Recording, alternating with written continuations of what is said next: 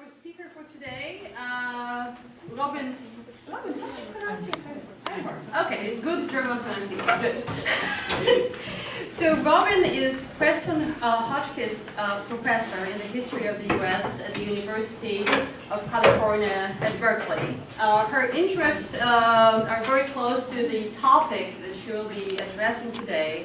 Her research focuses on political economy, taxation, and she's a specialist in 19th century American history. Her major publications are two books published by Univeristy of Chicago Press. American Taxation, American Slavery, that's the book published in 2006, and a book published in 2001, Property Rolls, Political Economy in Chicago in 19th century.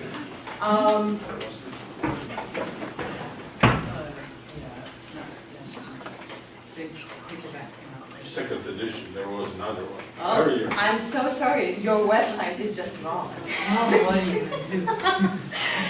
Okay, so today's talk is called Varieties of Tax Reform in American History. Please join me in welcoming Robin.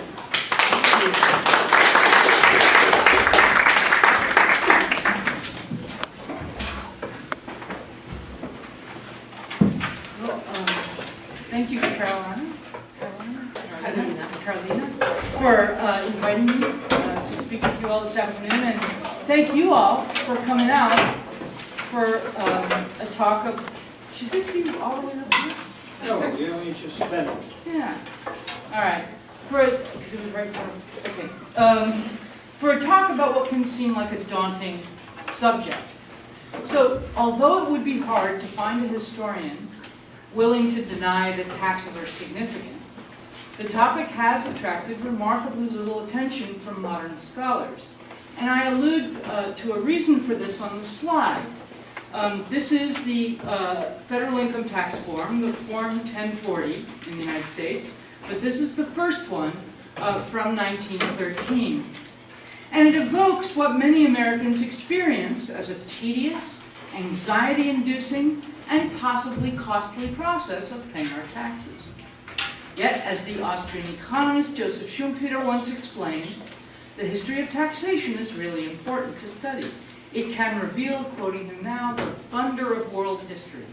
Because, and this is the best part, the budget is the skeleton of the state, stripped of all misleading ideologies. So, my plan is to talk to you about tax reform today, but probably not in the ways you expect. I have nothing to say about flat-rate income taxes or efforts to adopt national consumption taxes, though it is worth noting one of the pretty unique features of the American tax system, and that is that there is no VAT, there's no VAT in the United States. What? But sales taxes. State sales taxes, but it's not even, it's not even close to the level of, we can have that conversation. Anyway, as a result, at the national level, American taxes tend to be more progressive. That's the incredible part. More progressive than those of most European countries. Of course, we make up for it on the spending side with our far less generous social provision, particularly if we exclude large tax-based subsidies for the middle class and the rich, such as an extremely costly program that allows homeowners to deduct mortgage interest, which benefits only homeowners. That's our major housing policy, which only benefits homeowners, and within the population of homeowners skews its benefits disproportionately to high-income people.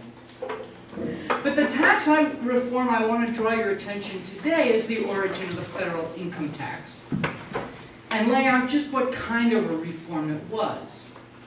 The story of the income tax is usually written in terms of a nationwide class conflict, as a long struggle to shift burdens from the poor to the rich by replacing regressive taxes on consumption, tariffs and excises, with progressive taxes on income and profit. This story hinges with the establishment of the modern federal income tax in 1913, a progressive tax adopted in the progressive era. Yet I would like to suggest that this view misses something very important about the income tax, that one of its crucial purposes was geographical. As odd as it may seem in the present American political moment, the income tax was a Southern political project. It was intended to shift burdens away from the South and toward the North. To show you what I'm talking about, let's see if I can get the next slide. What did I do? That's not the clicker. Ah, there we go. So this is the distribution of the income tax burden in 1916.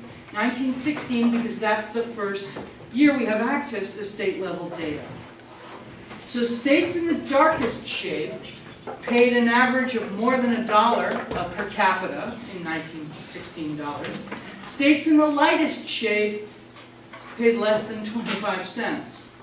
So rich little Delaware was extreme at $15.75. It's DuPont, the state of DuPont. But New York, $7, $6.97 here. New York State, $7, produced in 1916 45% of the total tax. Okay? That's a big number for one state. Rhode Island came in third, $3.34, Massachusetts fourth, and Oklahoma, which was then in the midst of an oil boom, came in fifth at $2.39. But look at the South, okay? South Carolina, 6 cents, okay? $7, 6 cents. Alabama at 9, Arkansas at 10, Mississippi at 13, Georgia at 15 cents. Now, why are these figures so low? One reason is that they reflect the distribution of income in the United States in 1916, or the grinding poverty of the early 20th century South. But the point I want to really make about this map is that nobody would have found it surprising in 1916. This is what the adoption of the federal income tax was intended to accomplish. More generally, the 19th century federal tax system, which had rested heavily on import tariffs,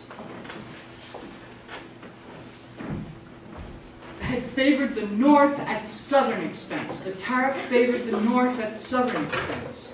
The 20th century system, resting heavily on the income tax, now favored the South at Northern expense.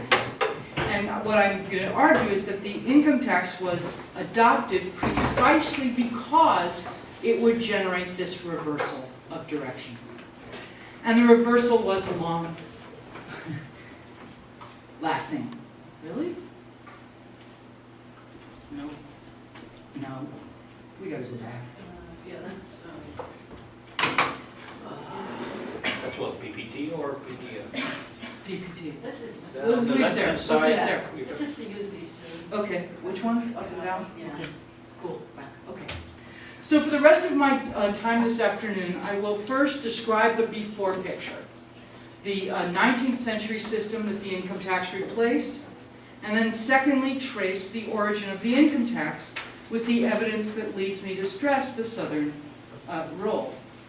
And I will be laying a special emphasis, since we are in an American Studies department, on some of the most striking but largely neglected visual imagery from that struggle.